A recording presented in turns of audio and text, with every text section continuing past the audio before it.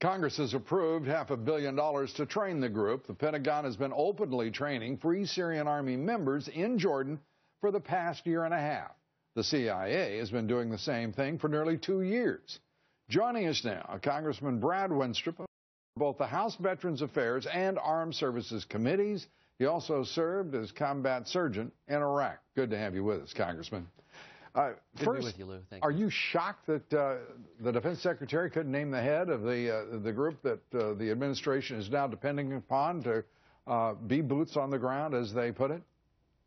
I would think that he would have at least a few names of who is going to be in charge here. And that's one of the things that we have a concern about with this entire effort is where is our command center and who is actually doing the coordination of boots on the ground, whether it's in Syria or Iraq or with the Kurds.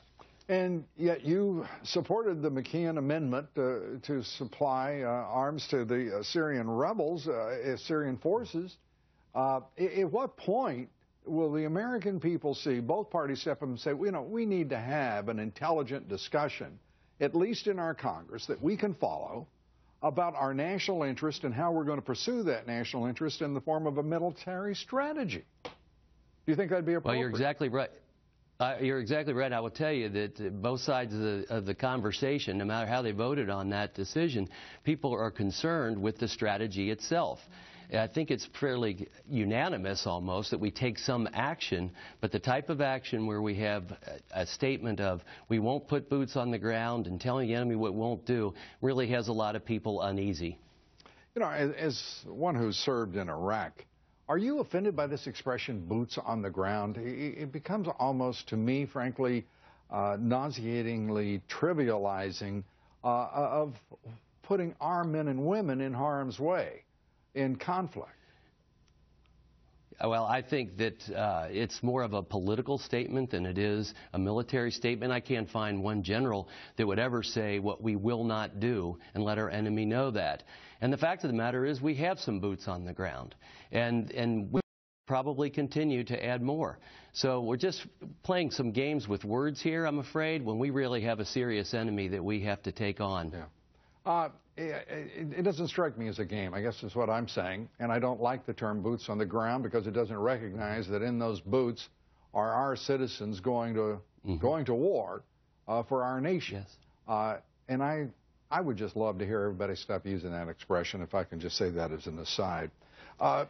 As we move forward here, we find out we're spending a lot more money than I think most people thought possible. We're carrying out airstrikes, and we start counting up the damage from these strikes. And I frankly, beyond the mobile refineries that we've hit, I don't see much that we can brag about in the way of targets here, and I don't see that we've reclaimed a single square foot of ground at this point from ISIS. Well, and that leads to the entire point of making this a counterterrorism type effort that the President has talked about. This is a different group. They actually have territory. They have wealth. They have assets. They have an army. You treat that much differently, and that we're not seeing.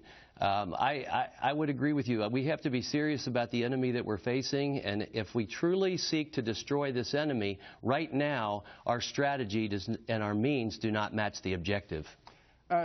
Let's turn to the discussion that is now sort of percolating to the forefront here in Washington, and that is reports of the President, his administration, negotiating with the Iranians over a quid pro quo that could involve a set of centrifuges. There's no purpose for centrifuges other than to process what would become weaponized uranium and enriched uranium, and then putting Iranians into the fight.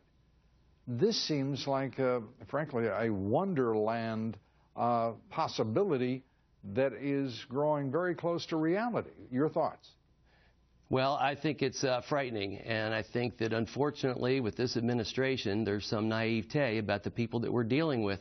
Just look at how the President felt about the Russians and said that they weren't a threat anymore. We saw that during the debates when he ran against Mitt Romney, and obviously President Putin is a threat to the United States and to the global security that we have in this world, or try to have. And I think it's the same thing when we're talking about Iran, that we really have to face up what the reality is going on there, and engaging them that way, I think, is extremely dangerous.